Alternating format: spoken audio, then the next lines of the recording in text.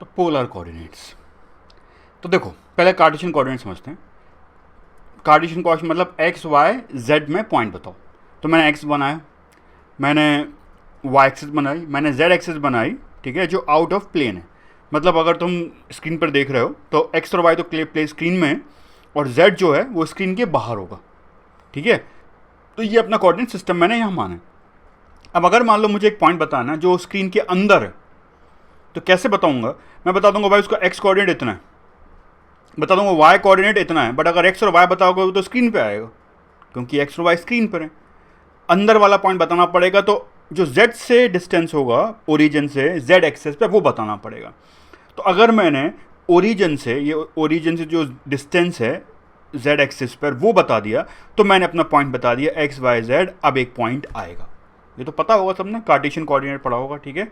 तुमने x और y पढ़ा होगा कि भाई एक प्लेन में चीज़ें बताओ तो पॉइंट बताओ, तो x ये है y है तो एक पॉइंट आ गया प्लेन में। अब अगर 3D में बताओगे तो वो z एक्सेस में भी देखना पड़ेगा भाई कि x और y तो ये है, अब वो z में कहाँ है, तो एक पॉइंट आ जाएगा। तो this is Cartesian coordinate system, ठीक है। एक और सिस्टम होता है, मतलब सिस्टम बहुत से बना सकते हैं, ठीक है, बट एक और सिस्टम जो यूज़ करते हैं वो है पोलर कोऑर्डिनेट्स। तो पोलर कोऑर्डिनेट्स क्या होता है? एक और तरीका है पॉइंट बताने का। अपन सेम पॉइंट को एक और तरीके से बताते हैं, देखो कैसे। अब मैं पहले कार्टेशियन कोऑर्डिनेट सिस्टम लेता हूँ तुम्हें समझाने के लिए, ठीक है, कि रिलेशन में कैसा है वो।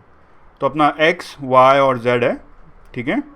इस बार मैंने समझाने के लिए y को अंदर ले रखा है, मतलब स्क्रीन के अंदर, z तब जाके समझ में आएगा अच्छे से, r थीटा फाई समझाता हूँ अभी, ठीक है।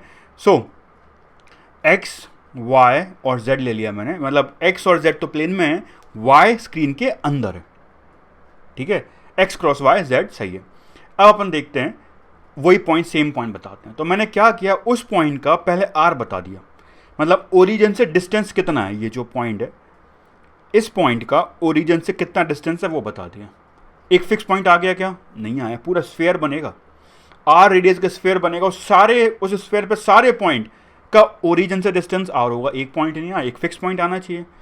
तो एक और चीज़ बता देते हैं अपन, थीटा।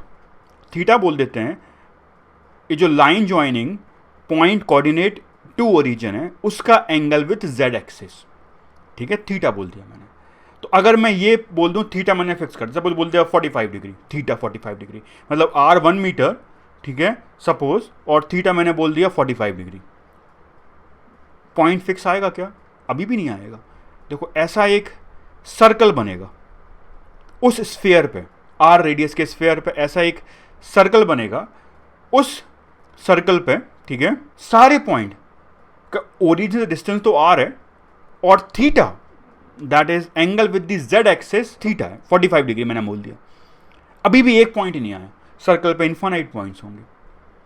अब एक काम करते हैं, इन सारे पॉइंट का, ठीक है, अपन प्रोजेक्शन लेते हैं एक्स वाई प्लेन पर। अब एक्स वाई प्लेन कैसा है, देखो ये अगर एक्स है, मैंने ये एक्स माना है, ठीक है, तो ये वाई हो गया, ठीक है, और जेड ऊपर की तरफ हो गया। सो एक्स वाई प्लेन जो होगा, ये जो प्लेन है, ठीक है, इस तरीके से इस प्लेन पर प्रोजेक्शन लो। मतलब इमेजिन करो तुम लाइट डाल रहे हो ऊपर से, ठीक है, मतलब जेड एक्सिस से लाइट डाल रहे हो, वो लाइट जहां जाके गिरेगी उस पॉइंट की, वो उसका प्रोजेक्शन हो गया।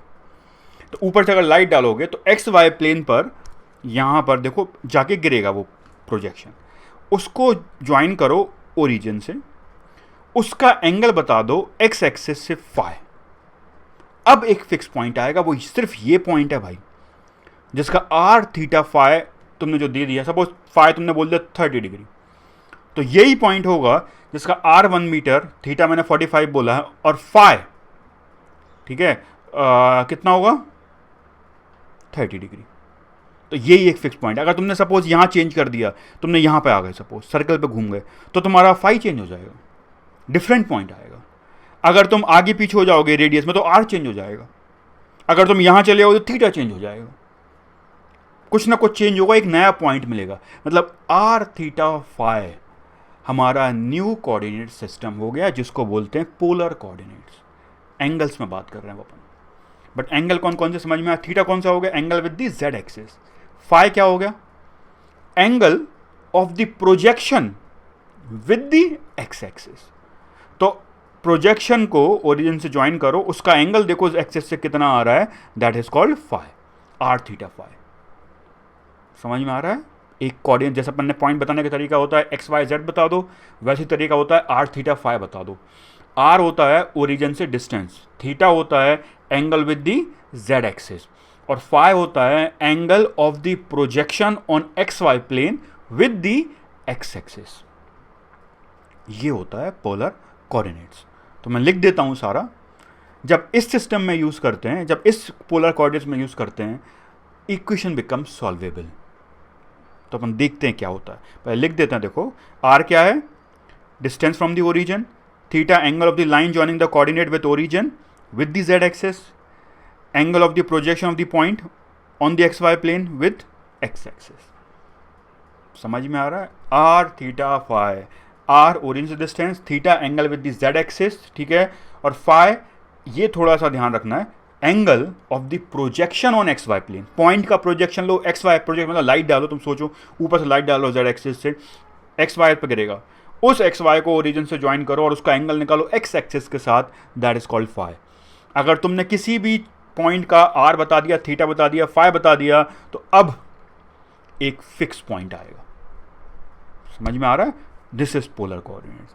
तो अब अपन अपनी श्रोडिंगर वेव इक्वेशन को पोलर कोऑर्डिनेट्स में रखते हैं और देखते हैं वो इक्वेशन क्या बनती है।